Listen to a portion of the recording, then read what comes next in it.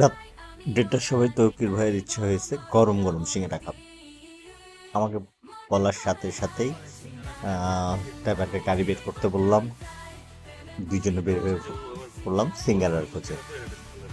তৌকির ভাইয়ের অবশ্য জানা সিঙ্গারা কোথায় পাওয়া যায়, গরম গরম সিঙ্গারা। সিঙ্গারা আমারও খুব প্রিয় একটা জিনিস, কিন্তু আশ্চর্য ব্যাপার হচ্ছে যে এত রাতে গরম সিঙ্গারা। যেহেতু ভাই বলেছে কাজে যাচ্ছি, দুজন মিলে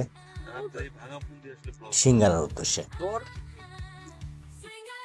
এই তো আমরা পৌঁছে গেছি সিঙ্গারার গাড়িতে। তৌকির ভাইয়ের নামছেন এবং সিঙ্গারা হাতে বলছেন হ্যাঁ গরম সিঙ্গারা। আমিও পরখ করে দেখলাম সত্যি গরম সিঙ্গারা।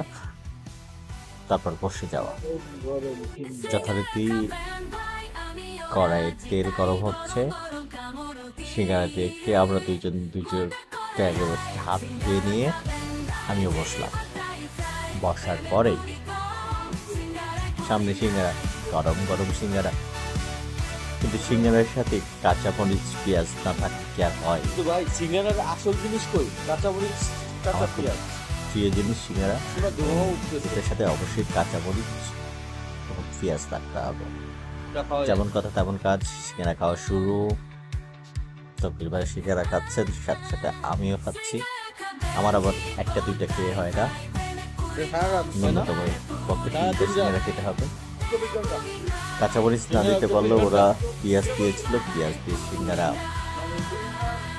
ছোট করে সিঙ্গারা সুস্বাদু সিঙ্গারা খেয়ে ফেললাম গরম গরম।